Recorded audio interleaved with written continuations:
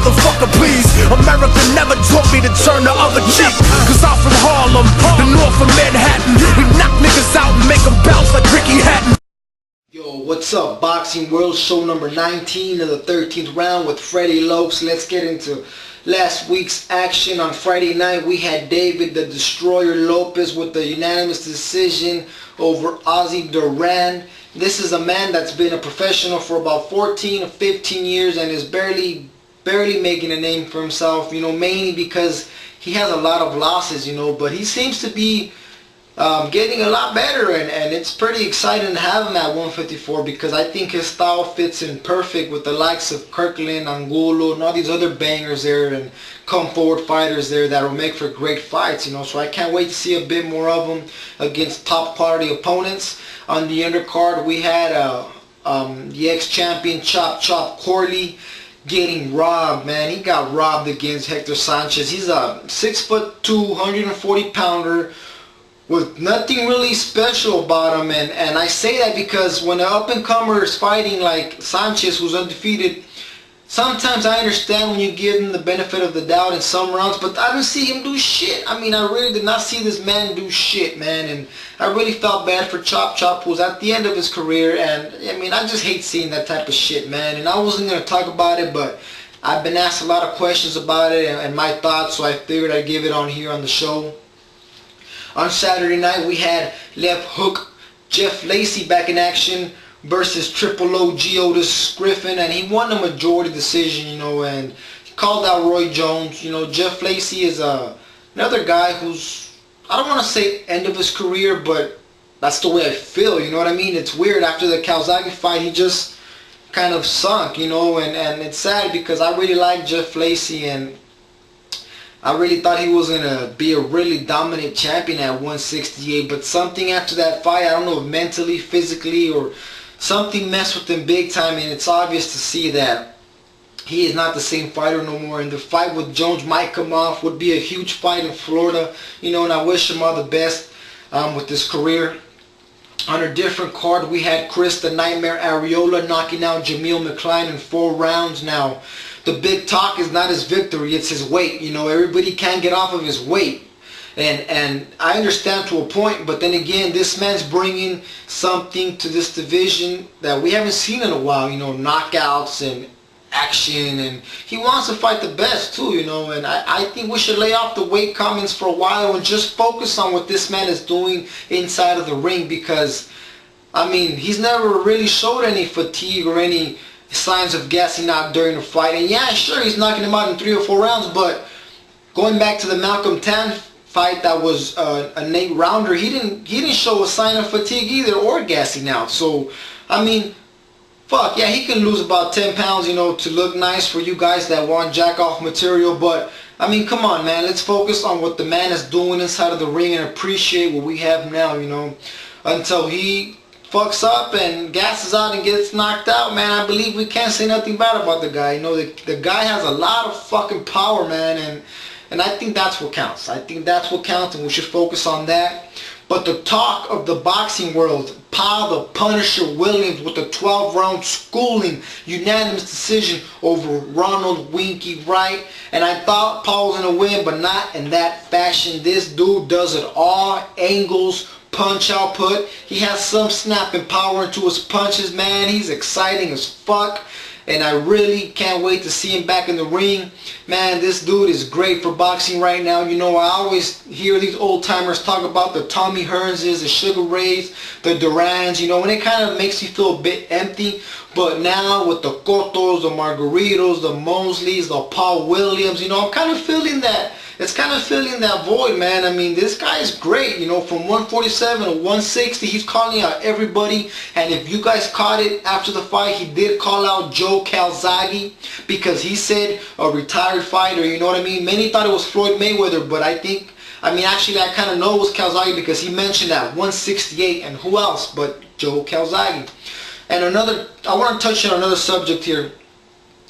Because, you know, when someone has a big fight, they start with these mythical matchups and, you know, putting Paul Williams with everybody from back in the 20s to up to the, you know, 20th century. And it's kind of fun to do, but everybody right now, not everybody, the Floyd fans, man, the majority of them are like saying that Floyd is the only man that can beat Paul Williams. And you know what, I would never go against Floyd because of his skill, but this is one fight where I gotta call bullshit, man. Floyd does not have the power to keep Paul the Punisher Williams off of him. Yeah, he's a great fucking counter puncher, man, but Paul Williams doesn't throw 1 or 2 punches and then waits for a counter punch. Paul Williams throws 10 to 15 fucking punches at a time. You know what I mean? And Floyd Mayweather does not have the ability to beat him. I don't think so. I really do not think so. You know, he does not have the power. His footwork was great at one point. Right now, he kind of stays in the pocket, you know, along with his defense, you know, from his last couple of fights, from what I've seen. I really do not see what Floyd Mayweather can do to beat him. I don't. He will not take risks like Carlos Quintana. So I really do not see what Floyd can do to beat him, you know. And I just touched on that subject because about 20 minutes ago, you know, there were some good arguments on the boxing forums, and I just thought I had to touch on that subject because a lot of Floyd fans really think that he has Paul Williams' number, and I do not think so. Not at all, you know. Really do not think so. And let's get into some news and notes. Juan Manuel Marquez versus Floyd Mayweather was in talks, which was kind of weird because I always thought that Marquez just called him out for a, you know, like a little publicity stunt or something. But I guess they were in talks already with Golden Boy, you know, and there seems to be some weight issues. You know, Mayweather wants it at 147. You know, Marquez doesn't want to go above 140. And I mean, personally, I don't want to see the fight. You know what I mean? I think if Floyd Mayweather is going to talk about weight issues, motherfucker, there's about 5 people at 147 right now that would love to fight you. At 154, you can add another 2 or 3. And at 160, you can add Paul Williams. You know what I mean?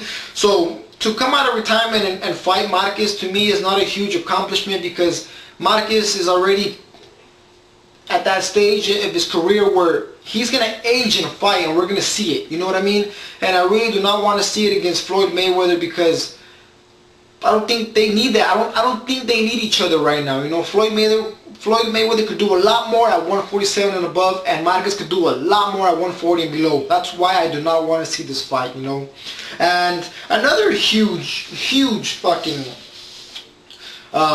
black eye, not to the sport, but to Miguel Cotto. You know, he got into this argument with Evangelista Cotto, his uncle / trainer, which led to Cotto firing him because Cotto wanted to train in Florida, and Evangelista, I guess, didn't want to leave, you know, Puerto Rico, which led to Cotto firing him, which led to a fist fight, which led Evangelista to throw a brick. Well, many people say it was actually Antonio Margarito's rap through Cotto's fucking windshield or window from his car, man. I believe that's a bullshit move right before a huge fight, man.